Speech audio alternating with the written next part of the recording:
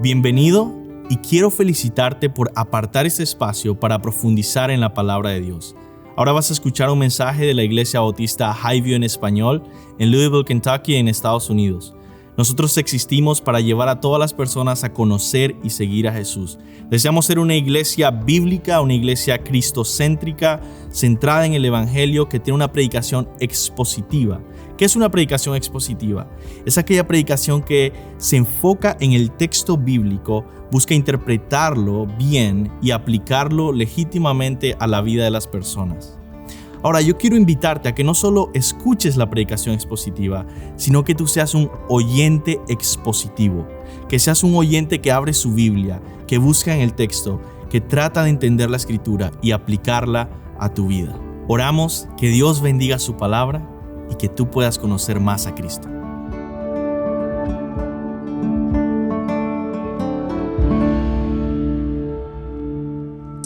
Vamos a tomar asiento. Vamos a orar. Señor, gracias por tu palabra, por tu iglesia, por las alabanzas que nos has provisto para cantarte, adorarte, alabarte. Te pido, Señor, sé tú glorificado en medio de nosotros el día de hoy. Y aliméntanos con tu palabra. Instrúyenos, moldéanos con tu palabra en el nombre de Jesús. Amén.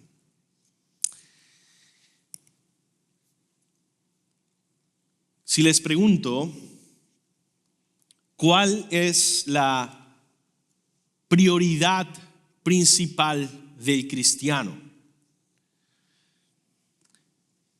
Muchos quizá responden evangelizar, otros quizá responden estudiar la Biblia,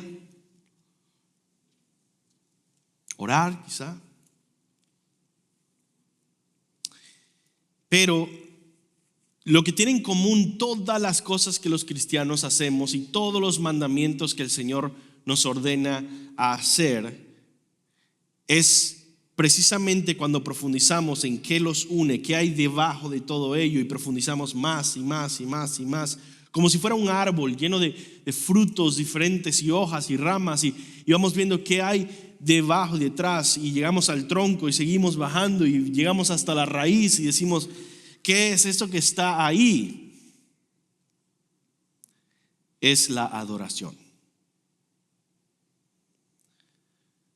Cuando evangelizamos bíblicamente, estamos adorando a Dios mediante la obediencia de ir y proclamarle. Cuando oramos, estamos adorando al Señor de una manera muy específica. Cuando ofrendamos, cuando obedecemos, cuando leemos y estudiamos la Biblia de una manera correcta, estamos adorando a Dios. Cuando servimos en cada ministerio, abriendo puertas, enseñando a los niños, tocando instrumentos, cantando, enseñando, predicando en la iglesia, estamos expresando de manera diversa la misma realidad de la adoración. El día de hoy comenzamos esta pequeña serie de sermones temáticos. No vamos a tener sermones expositivos por un mes. Y en este mes vamos a meditar en 4 compromisos de todo cristiano fiel. Esos 4 compromisos son la adoración, la vida en comunidad, el discipulado y la misión, evangelización o multiplicación de lo que es los discípulos. Y hoy comenzamos con la adoración. Y vamos a ver la adoración como la prioridad inevitable del cristiano. Un cristiano que está viviendo bíblicamente no puede sino adorar. Es lo que hace, es lo que es un adorador. Y la verdad es que ese es el gran resultado de nuestra salvación en Jesucristo. El Señor mira lo que ha hecho. Quizá mira en tu propia vida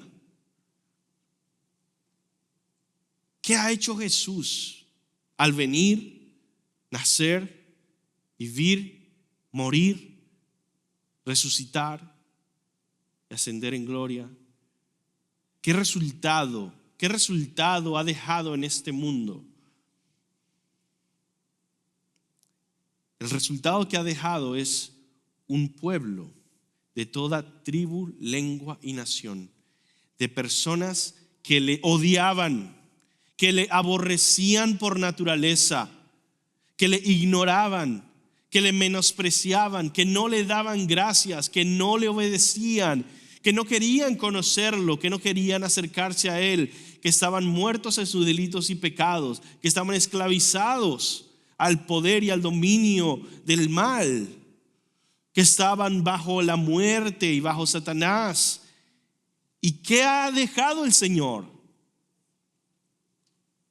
Un pueblo de entre lo peor, lo menospreciado, la basura de este mundo, como dice 1 Corintios, que son adoradores ahora, que adoran al Cordero que fue inmolado, que adoran a aquel que fue a la cruz, que murió, que sangró, que sufrió y fue avergonzado, pero resucitó en victoria, que adoran a aquel que merece honra y honor y gloria por los siglos de los siglos.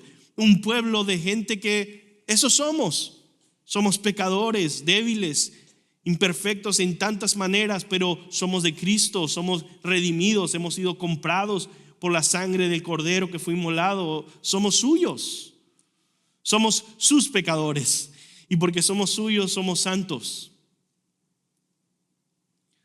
porque Él nos ha apartado para Él y porque Él nos ha lavado con su sangre y nos ha purificado con su Espíritu y nos va a llevar a su gloria eterna en perfecta santidad. Somos santos en sus manos. Y esto es lo que precisamente leemos en Hechos capítulo 2. Si ustedes van a Hechos capítulo 2, todo este mes vamos a estar haciendo referencias a algunas partes de Hechos. Vemos cómo estaban los discípulos después de que Jesucristo ascendió a los cielos y lo vieron ir a las nubes y recibir la promesa de que así como se fue, así regresará, y obedeciendo el mandato que le dejó Jesús de esperar, de ir y esperar que viniera el poder del Espíritu Santo sobre ellos y después ir a testificar, a predicar el Evangelio. Y vemos el versículo 1, Hechos 2:1, dice: cuando llegó el día de Pentecostés, estaban todos juntos en un mismo lugar y de repente vino del cielo un ruido como el de una ráfaga de viento impetuoso que llenó toda la casa donde estaban sentados. Se les aparecieron lenguas como de fuego que repartiéndose se posaron sobre cada uno de ellos. Todos fueron llenos del Espíritu Santo y comenzaron a hablar en otras lenguas o en otros idiomas, según el Espíritu les daba a hablar para expresarse. Estaban ahí adorando al Señor, orando juntos. Estaban congregados en una reunión de adoración. Y después de recibir al Espíritu Santo, predicaron acerca del Evangelio. Y vemos el resultado, es el primer sermón de Pedro. Versículo 14 comienza, dice: Pedro, poniéndose en pie con los 11 apóstoles, alzó la voz y les declaró: hombres de Judea y todos los que viven en Jerusalén. Y les empezó a predicar de Jesús, a quien ustedes crucificaron, hombre aprobado por Dios, y que Él resucitó de entre los muertos y que vendrá a juzgar a los vivos y a los muertos. Y Él ordena a que se arrepienta toda persona en la tierra y que crea en Él como Señor y Salvador. Y 3,000 personas fueron salvas. ¿Cómo termina el capítulo 2 de Hechos? Vemos que dice, Versículo 46, día tras día, estos 3,000 que se convirtieron y se bautizaron, que se unieron a la iglesia de Jerusalén, dice, día tras día continuaban unánimes en el templo, partiendo el pan en los hogares. Comían juntos con alegría y sencillez de corazón, alabando a Dios y hallando favor con todo el pueblo. Y el Señor añadía cada día el número de ellos, los que iban siendo salvos. Termina con una imagen de un pueblo multitudinario reuniéndose para adorar a Dios. De diferentes maneras, comiendo el pan, comunión, la enseñanza de la palabra y el amor y las buenas obras, en fin, muchas cosas. Pero congregándose. El capítulo comienza con una pequeña congregación, congregándose para adorar a Dios, y termina con una multitudinaria congregación que adoran a Dios juntos. Y ese es el enfoque del mensaje de hoy. Para resumirlo quizá en una frase, es que el resultado de la salvación de Jesús es una iglesia que le adora. El resultado de la salvación de Jesús es una iglesia que le adora. Habiendo tanta confusión en nuestros días de lo que significa adorar, quiero invitarles a meditar bíblicamente en 3 preguntas. Son los 3 puntos de hoy, 3 preguntas. Muy prácticas, muy puntuales, muy claras.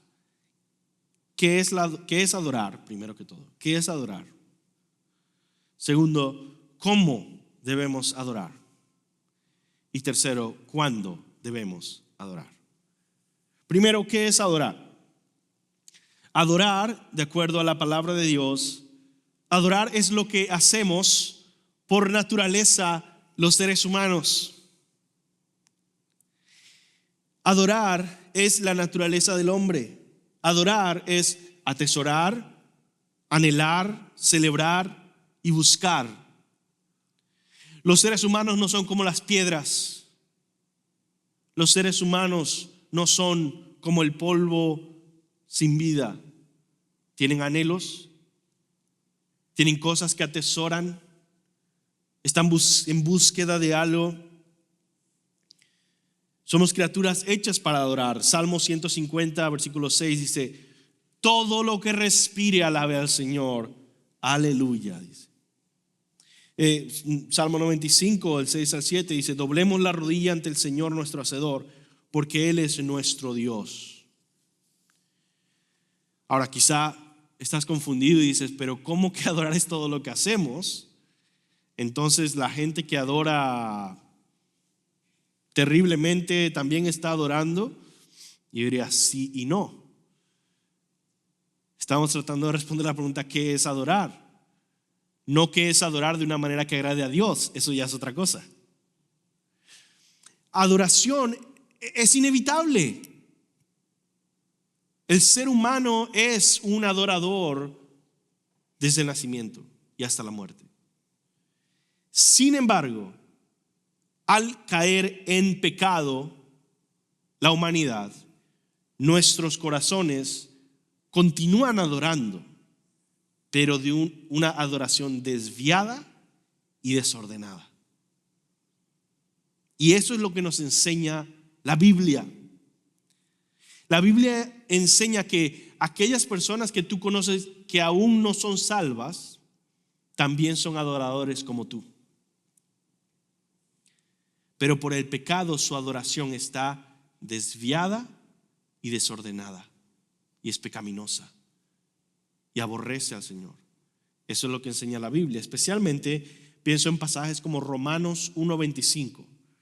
Dice el apóstol Pablo, porque ellos cambiaron la verdad de Dios por la mentira y adoraron. Está hablando de incrédulos. Y adoraron y sirvieron, que muchas veces son sinónimos en la Biblia, servir y adorar, a la criatura en lugar del Creador. Adoraron a la criatura en lugar del Creador, quien es bendito por los siglos. Amén. Por lo tanto, no toda adoración es aceptable a Dios. La adoración tiene 1000 formas de desviarse. ¿Ok? Si yo le digo, la forma correcta de llegar a un lugar es entrando por una puerta pequeña que está allá, ¿cuántas maneras tiene usted de desviarse de ese lugar? Puede desviarse a cualquier lado. ¿Cuántas maneras tiene de entrar por esa puerta? Una sola, por esa puerta. Y por eso el Señor nos habla de que de la puerta angosta y el camino estrecho que lleva a la salvación. Así que quiero presentarte algunas formas comunes de desviar quizá esta adoración de tal manera de que perdemos de vista la meta que Dios tiene, especialmente para los cristianos o los que van a la iglesia.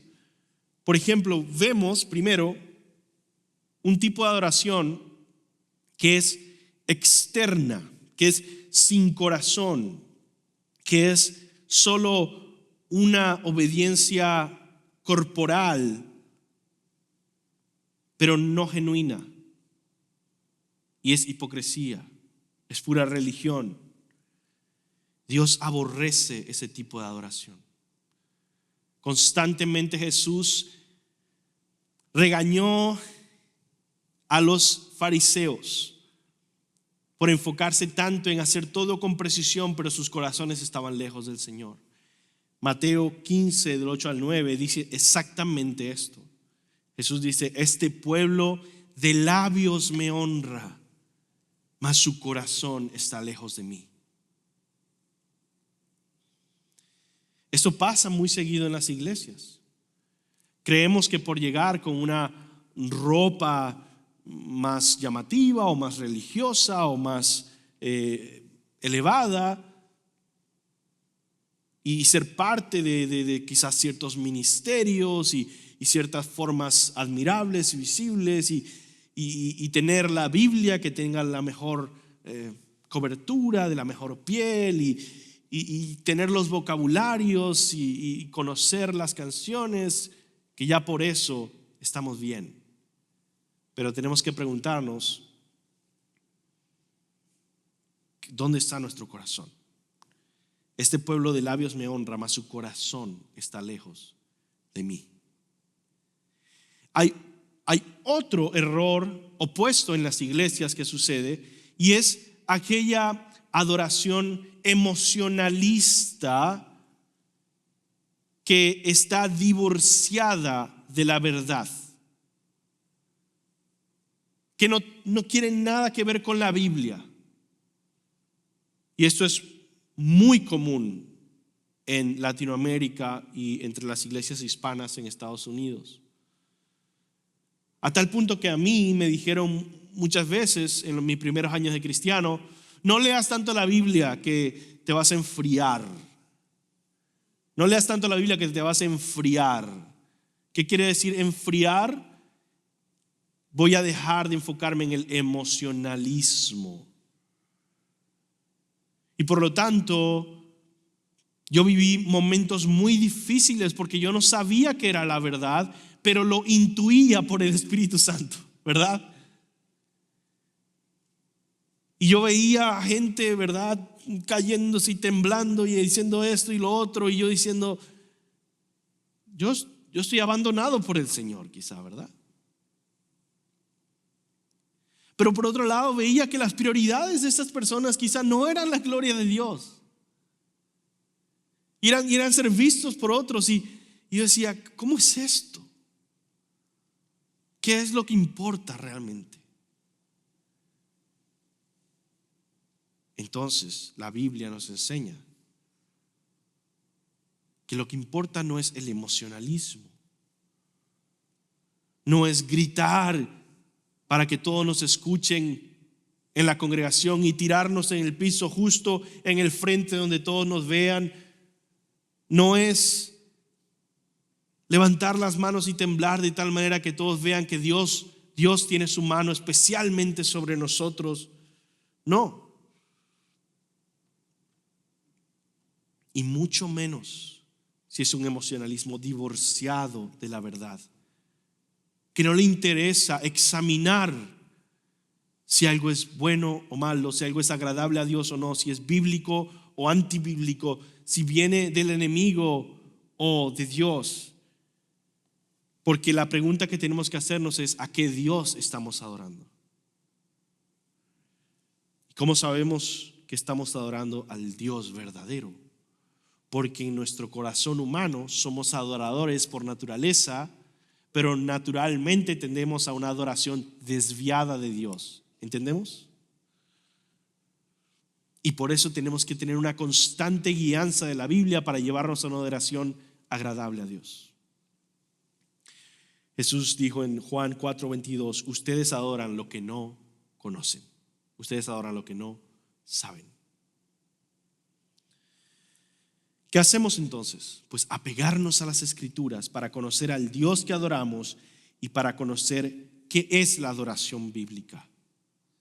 Una adoración que viene del corazón redimido y que es informada y moldeada por las Escrituras. Que ama a Dios y que busca adorarle como Él dice que debe ser adorado. Déjame entonces darte una definición de adoración que puedas recordar, porque adoración se puede definir de muchas maneras. Si usted busca en diccionarios bíblicos, diccionarios teológicos, adoración va a tener miles de definiciones. Pero cuando uno estudia a profundidad las palabras hebreas, griegas que se usan en el Antiguo Testamento, en el Nuevo Testamento, uno descubre que hay tres formas predominantes de expresar la adoración. Y eso es lo que yo quiero que tú recuerdes, ¿ok? Y estas son básicamente se resumen en tres movimientos para definir la adoración: hacia abajo, hacia arriba y hacia afuera. Esos son los tres movimientos que vemos en el Antiguo y Nuevo Testamento cuando se expresan palabras hebreas y griegas para hablar de adoración: hacia abajo, hacia arriba y hacia afuera. Estos tres elementos son parte de la adoración bíblica siempre. Entonces voy a explicar un poco a qué me refiero. Vamos a poner primero hacia abajo. Está hablando de palabras como postrarse, como caer de rodilla, como inclinarse ante la majestad de Dios. Y el propósito es honrar, dar reverencia a Dios, básicamente humillarnos ante Dios. El segundo grupo de palabras es aquellos que van hacia arriba y tienen que ver con, por ejemplo, donde la Biblia habla de elevar, levantar, exaltar a Dios. Y hacia afuera son palabras que significan literalmente servir, ofrecer, sacrificar o dar palabras de alabanza, o dar actos de alabanzas. Entonces, en estos tres grupos de palabras encontramos esta imagen, que adoramos bíblicamente cuando nos postramos ante Dios en humildad, hacia abajo, para exaltar su nombre, de manera que vivamos en todas las áreas de nuestra vida para la gloria de su nombre. Entonces, primero, vamos a ver aquí en la pantalla, la adoración es postrar nuestra alma ante Dios. Eso primero, postrar nuestra alma ante Dios. Nos postramos ante su presencia, ante sus pies. Reconocemos nuestra pequeñez. En la Biblia hay una línea larga de hombres escogidos que se encontraron con Dios. Y cuando vemos que se encuentran con Dios, vemos que se postran ante Él. Abraham, Moisés, vemos a Isaías en Isaías capítulo 6. Vemos a Pedro después de la pesca milagrosa que se postra ante Jesús y dice: apártate de mí que soy hombre pecador. Vemos ese postrarse porque reconoce la grandeza magnífica e infinita de Dios y la pequeñez y pecaminosidad de nosotros.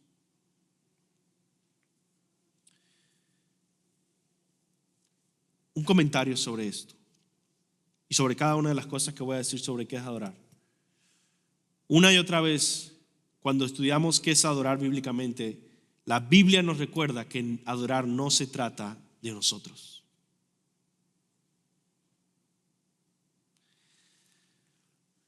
Recuerdo haber una vez en un viaje, estaba con mi esposa y visitar una iglesia. Y nosotros amamos nuestra iglesia. Pero muchas veces cuando tenemos que visitar iglesias completamente desconocidas, en lugares completamente desconocidas, lo que esté cerca, nos llevamos decepciones fuertes, ¿verdad? Y en medio de eso, en nuestro camino hacia allá, estábamos tratando de prepararnos psicológicamente para no hablar mal de la iglesia o no tener una actitud tan negativa. Decíamos, bueno, mira, pase lo que pase, por lo menos vamos a adorar a Dios. Por lo menos vamos a cantarle a Dios. Y no importa si al final todo sale mal, bueno, por lo menos vamos a ir y ofrecerle algunas canciones a Dios. Eso fue imposible de hacer. Cada canción que estaban cantando era acerca de nosotros. Soy victorioso y voy a ganar mis batallas, voy a ir adelante. Dice, bueno, yo quería adorar a Dios, pero quizá la siguiente canción. Estoy bien contigo, estoy bien, voy hacia adelante, tú me prosperas. Yo, bueno, es que quiero adorar a Dios, ¿verdad? Yo digo también la confianza y todo, pero hay algo que diga, Señor, tú eres hermoso, tú eres grande. Lo primero entonces de la adoración es postrar nuestra alma ante Dios, porque Él es el que es adorado. No es acerca de nosotros. Segundo, la adoración es reconocer, exaltar el nombre de Dios, precisamente. Expresamos lo maravilloso que Él es. Él es nuestro supremo bien, infinito amor, gloria eterna, Padre, Redentor, amigo, creador, proveedor, sustentador, justo, Padre fiel, fuerte, perfecto, Señor. Un autor escribe, la adoración a Dios sucede cuando se entrega el honor debido al Dios Trino. Primera de Crónicas 16:29 dice, dad a Jehová la honra debida a su nombre. Traed ofrenda y venid delante de él. Postraos delante de Jehová en la hermosura de la santidad. Otro escritor dice, la adoración es acerca de Dios, Padre, Hijo y Espíritu Santo. El propósito de la adoración es honrar, celebrar y exaltar al Dios Santo, Santo, Santo. La adoración es la ocupación del corazón, no con sus necesidades, ni siquiera con sus bendiciones, sino con Dios mismo. Y esto, hermanos, debe transformar la manera en que nosotros vemos el que venimos a hacer los domingos aquí. Esa fue una de las preguntas con las que yo luché más durante mi vida cristiana, porque yo conocí al Señor en un grupo que no era la iglesia y los amo y crecí en el Señor en eso. Y ya después me mudé a otro país y seguí creciendo en otro grupo que no era la iglesia. Y por lo tanto fue muy difícil para mí desarrollar en mi mente y en mi vida cristiana qué rol debía tener la iglesia para un cristiano. ¿Será que para algunos es una preferencia y para otros pueden simplemente hacer otra cosa? Y al que no le guste nada se puede quedar en su casa y está bien. ¿O será que hay un diseño bíblico, de una prioridad bíblica? Y el Señor me fue enseñando que Él nos ha ordenado no dejar de congregarnos en la iglesia local. No solo con nuestros amigos cristianos. Yo tenía amigos cristianos y nos reuníamos y yo decía, pero si en este ministerio en la universidad estoy rodeado de cristianos universitarios y aquí estamos orando, y aquí cantamos, y aquí predicamos el evangelio, evangelizamos, y hacen una reunión con predicación los jueves, y servimos, y nos acompañamos, y aprendemos unos de otros. ¿Por qué esta no puede ser mi iglesia? Es una buena pregunta, ¿no? Si tiene todas estas actividades que hacemos en iglesia, ¿por qué no puede ser mi iglesia? Y así no me preocupo de ir a ninguna iglesia. Y ahí entendemos que la iglesia no se reduce a sus actividades. La iglesia no se reduce a sus actividades. Esto yo lo he tenido que aprender más y más y más profundamente con el pasar de los años. No es una iglesia solo porque cantan y oran. Es tu familia de discípulos de acuerdo al diseño bíblico, bajo pastores bíblicos, con diáconos bíblicos, con ordenanzas de la cena del Señor y bautismo bíblico, en un orden bíblico, donde todo tipo de personas se congregan a ser una familia para Cristo. Si tú eres un niño de 8 años, no puedes ser parte de mi ministerio universitario, son solo para universitarios. Si tú eres un señor de 50 años, no puedes ser parte de mi ministerio universitario porque es para universitarios. Pero en la iglesia hay todo tipo de personas. Por lo tanto, la iglesia no se reduce a sus actividades. Es como si yo te dijera, tengo unos conocidos por ahí, unos vecinos y nos caímos muy bien. Pues yo voy a comer en su casa y me deja lavar la ropa ahí en su lavadora.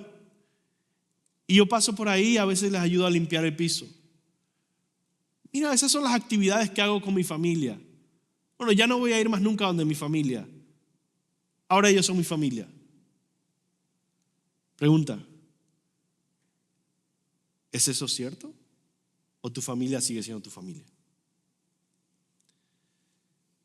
No es simplemente las actividades que uno hace, pero quiénes somos. Somos la iglesia del Señor. Y Él sabe quiénes somos. Algunos con más actividades que otras, pero Él sabe quiénes son los suyos y sabe quiénes son las iglesias. Y Él envía en los primeros capítulos del Apocalipsis, envía cartas a las iglesias, no a los ministerios universitarios o a los grupos cristianos, a las iglesias. Él sabe quiénes son sus iglesias, que se reúnen cada domingo en su nombre para hacer la iglesia. Entonces, yendo otra vez a este punto, para seguir adelante, ¿qué vienes a hacer tú aquí cada domingo?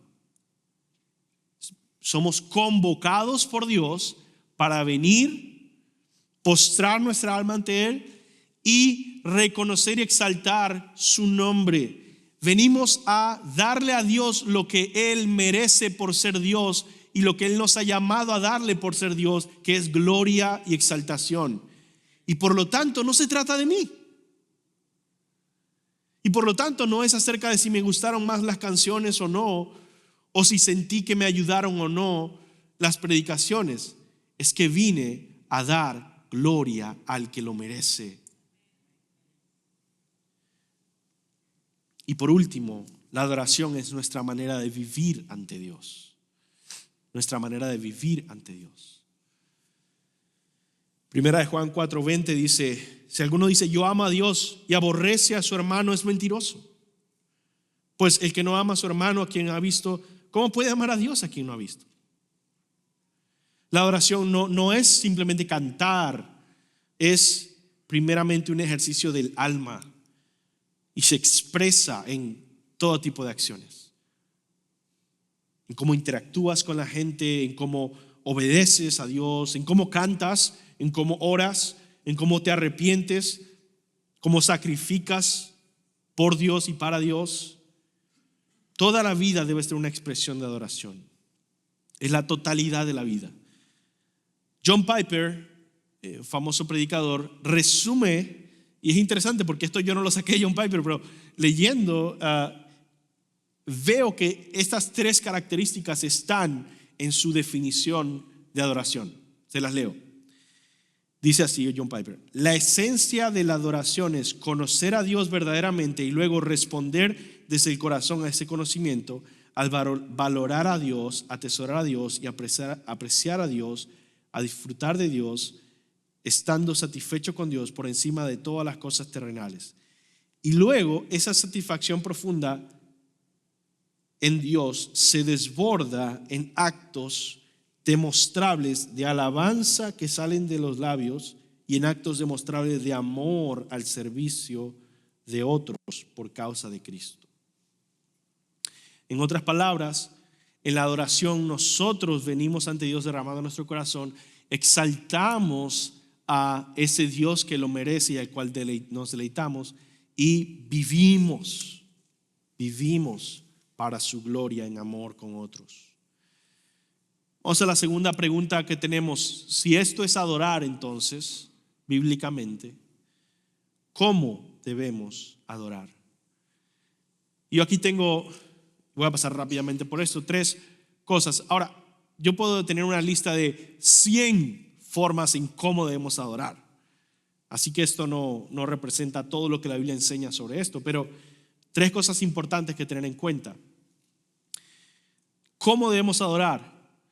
Bueno, con una mente específica, con un corazón específico y con acciones específicas. Entonces, primero, debemos adorar con mentes renovadas por la palabra de Dios, ¿verdad? Romanos 12 precisamente nos dice, Romanos 12:2, no se adapten a este mundo, sino transfórmense mediante la renovación de su mente.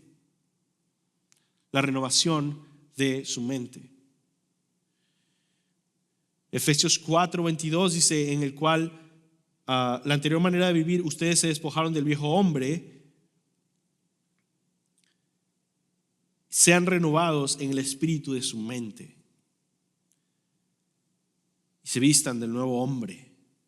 Colosenses 3:16, la palabra de Cristo more en abundancia en vosotros, enseñándoos y exhortándoos unos a otros con toda sabiduría. La palabra de Cristo, la palabra de Dios, la Biblia, nos ayuda a renovar nuestra mente y por lo tanto para adorar. ¿Cómo debemos adorar? Debemos adorar bíblicamente. Debemos adorar llenos de la palabra de Dios. Segundo, debemos adorar con corazones despiertos. Con corazones despiertos. Y esto es un desafío. Bueno, todos son un desafío. Es un desafío mantenernos con mentes renovadas, porque esto no es algo que pasa una vez. No es como que, bueno, ya agarré el certificado de mente renovada y ya puedo enfocarme en otra cosa, sino que nuestra mente constantemente está siendo discipulada por el mundo y por el pecado y por Satanás. Y hay una guerra de educación teológica, hay una guerra de educación espiritual, hay una guerra de valores cada día de nuestra vida. Vemos una película y nos influencia, escuchamos una canción, nos influencia, vamos al trabajo, vemos el mal ejemplo de un cristiano, de un pastor y nos influencia más de lo que pensamos. Y la única manera de no ser desviados por tantas malas influencias afuera de nosotros y dentro de nosotros, en nuestra concupiscencia, en nuestra carne, es renovando nuestra mente continuamente por la palabra. Es un esfuerzo. Pero segundo, hay también un esfuerzo de tener corazones despiertos. Porque nuestros corazones se adormecen constantemente. Jesús le dijo a sus discípulos al ir a Getsemaní, acompáñenme a orar, velad y orad para que no caigan en tentación. Y se durmieron. Y dijo, el espíritu está presto, pero la carne es débil. Despertar es quizá el ejercicio más difícil como cristiano que podemos hacer. Jeremías 29:13 dice, me buscarán y me hallarán si me buscaren de todo corazón. De todo corazón. Eso es muy difícil de hacer. Todos los días, constantemente. El propósito de la adoración entonces no se enfoca en nosotros. Es despertar hacia la gloria de Dios. Y nos recuerda la súplica del Salmo 119. Abre mis ojos y miraré las maravillas de tu ley. Abre mis ojos. Eso significa tener un corazón despierto. Dios, abre mis ojos y miraré las maravillas de tu ley. Tercero, debemos adorar a Dios haciendo la voluntad de Dios. No es suficiente ser un buen miembro de la iglesia los domingos. Por favor, sean buenos miembros de la iglesia los domingos. Canten alabanzas. Ámense unos a otros. Sirvan. Gócense en congregarse. Pero, ¿cómo debemos adorar? Haciendo la voluntad de Dios. Y podemos cantar, ofrendar y servir sin hacer la voluntad de Dios. Tú y yo lo sabemos. Pero el desafío está ahí. Quiero hacer tu voluntad, Señor. Hoy, mañana, pasado mañana. Romanos 12 tiene este lenguaje precioso y dice, les ruego por las misericordias de Dios que presenten sus cuerpos como sacrificio vivo, santo y agradable a Dios, que es el culto racional de ustedes. Somos sacrificios que están viviendo, como decía A.W. Tozer, con vidas crucificadas, ¿no? Sacrificios vivos. Y esto no es ser el superhéroe. Esto no es ser el supercristiano. Es alguien que está constantemente diciendo, Señor, quiero vivir para ti porque sigo fallando en esto y esto y eso. Pero quiero vivir para ti, ser un hombre, una mujer que vive en una vida crucificada, un sacrificio vivo. Es un hombre débil que depende de la fortaleza de Dios, una mujer que se aferra a la fortaleza de Dios. Colosenses 3:17 dice lo mismo. Todo lo que hacéis, sea de palabra o de hecho, hacedlo todo en el nombre del Señor Jesús, dando gracias a Dios Padre por medio de Él. Eso es adorar a Dios, haciendo su voluntad continuamente. Terminamos con esta pregunta. ¿Cuándo debemos adorar a Dios? Esta pregunta es muy importante porque nos encontramos por ahí muchas respuestas a medias que asumimos. Entonces te vas a encontrar un cristiano que no es que su respuesta esté mal, es que está incompleta.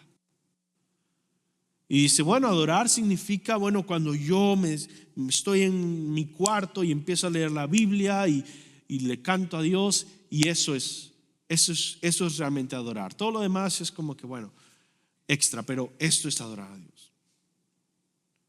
Y vas a encontrarte a otro que dice, mira, adorar es congregarse, ir a la iglesia, tener una eclesiología bíblica y poder estar ahí, participar, estar activo y realmente cumplir con los compromisos de un buen miembro de la iglesia. Y uno dice, gloria a Dios. Y dice, sí, todo lo demás es extra, ¿no?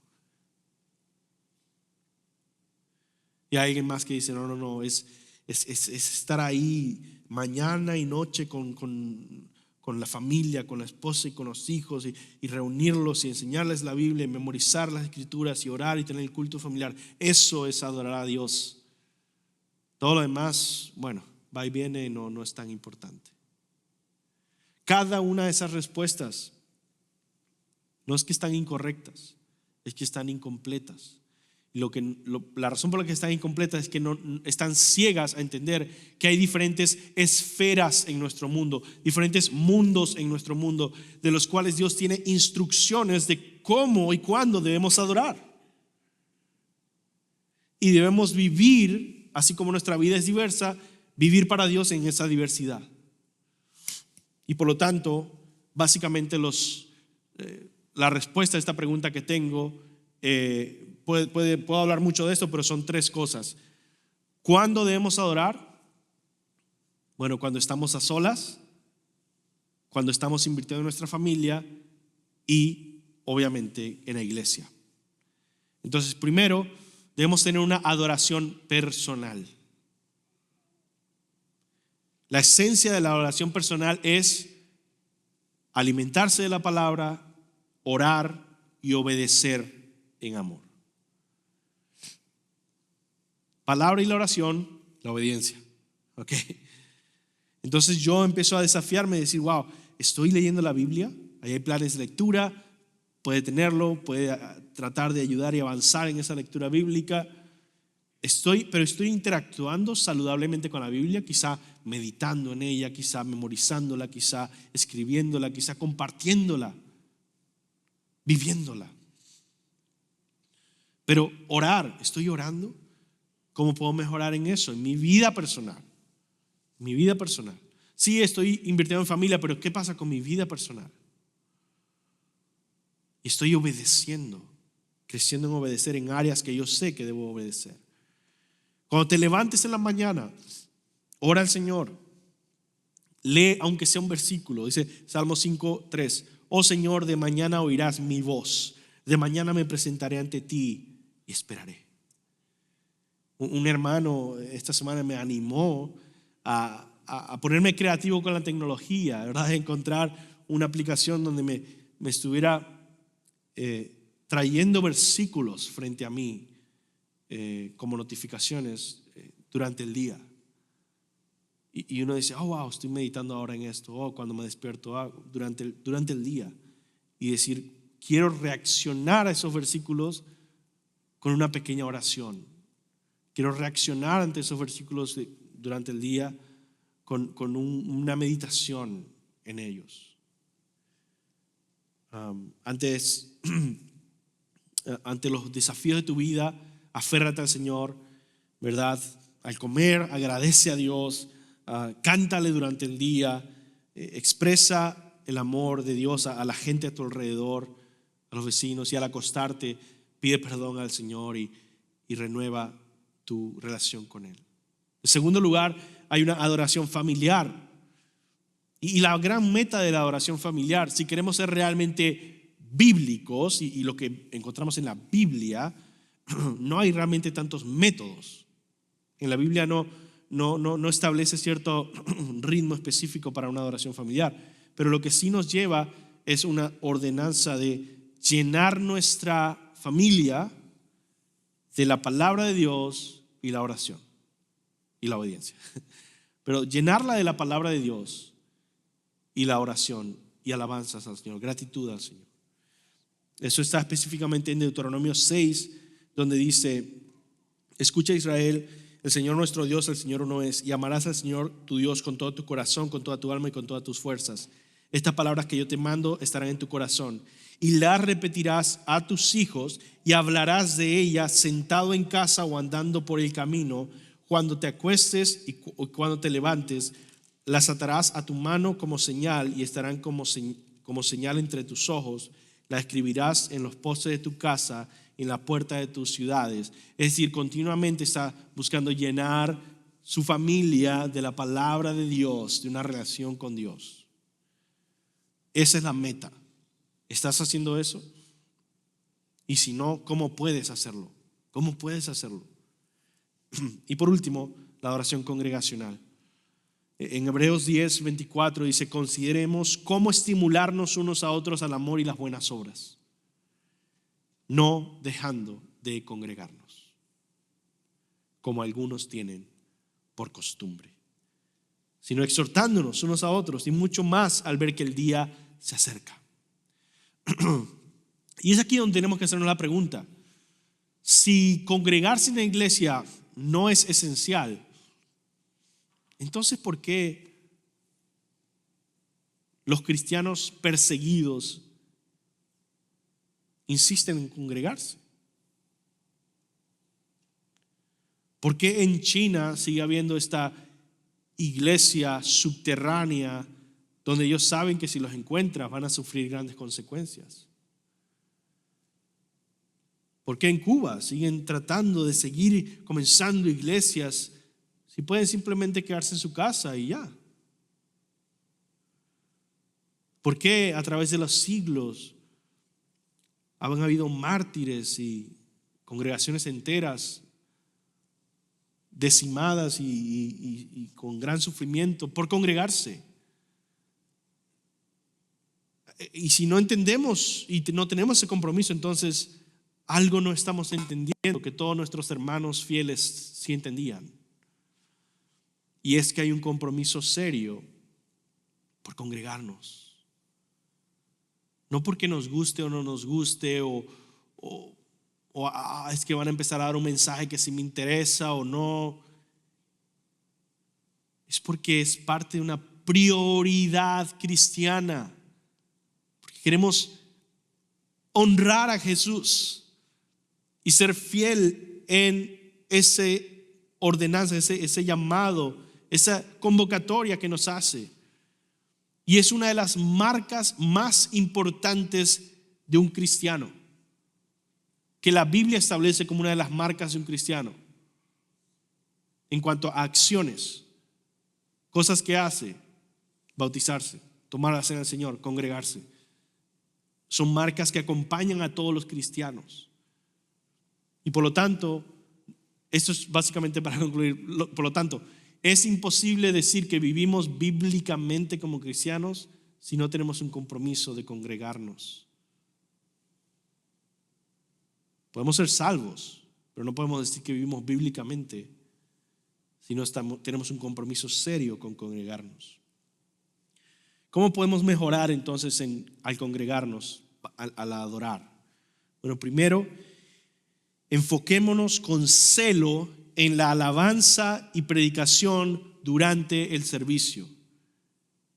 Tengamos un compromiso tan fuerte con saber que esto es un espacio especial en nuestra semana, no solo al llegar aquí, pero en el momento en el que se está predicando, en el momento en el que se está cantando, en que se está adorando.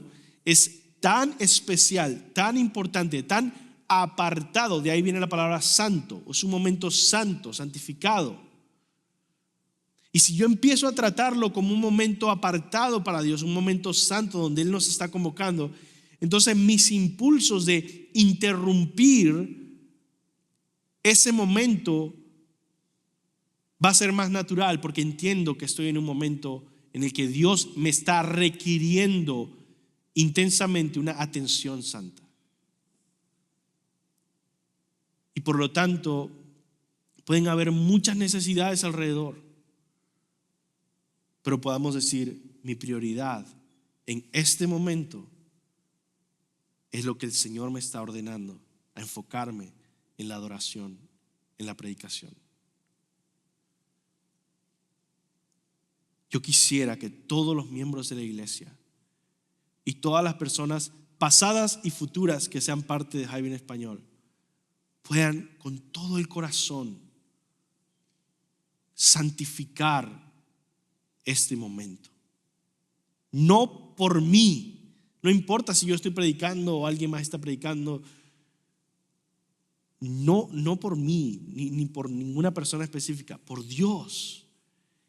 Y ni siquiera porque estés en esta iglesia, sino que si por alguna razón tienes que estar en otra iglesia, mi gozo es que tú en esa iglesia, en el momento de la predicación, en el momento de la alabanza, puedas santificarlo de tal manera que tú puedas decir: esa es la prioridad. Esa es la prioridad. Hermanos, uno de los pasajes que más me impactó en el 2024, quizá de todos los que prediqué, y yo le compartía eso al pastor Daniel hace unos días, quizá el pasaje que más me impactó, definitivamente hasta el día de hoy sigo meditando, es cuando Jesús va al templo en el Evangelio de Juan y voltea las mesas. Porque cuando profundizas en ese pasaje te das cuenta que los mercaderes que estaban ahí no eran gente mala. Que los mercaderes que estaban ahí estaban sirviendo, estaban ayudando. Estaban ayudando a otros para que fueran a ofrecer sacrificios a Dios, ¿ves? Estaban habilitando a otros para que pudieran ir a adorar a Dios y darle las cosas que ellos necesitaban para los sacrificios. Y Jesús se enoja en gran manera, tira todas las mesas. ¿Por qué? Porque el enfoque estaba siendo afectado por eso, el enfoque en Dios.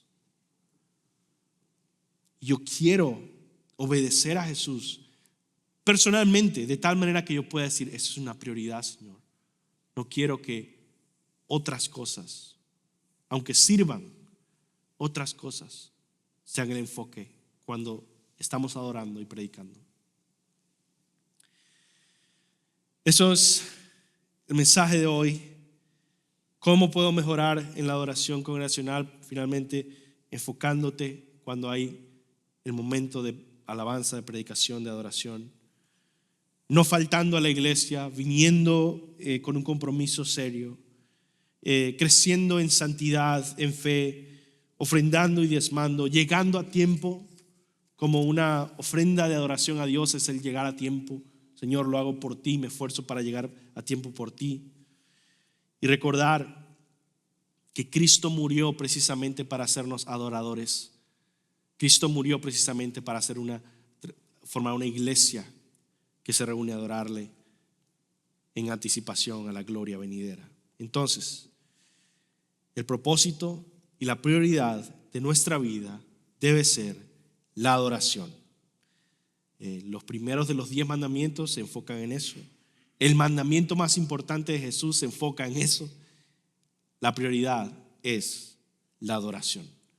Vamos a orar y terminamos. Señor, gracias por ser un Dios que nos ha rescatado, reunido, congregado y que ha llenado nuestros corazones para adorarte. Gracias, Señor, porque tú nos has llamado una y otra vez en tu palabra a adorarte. Señor, te pido que la adoración sea la prioridad que gobierna nuestras vidas todo este año y que seamos personas que nos deleitamos en ti. En el nombre de Jesús. Amén.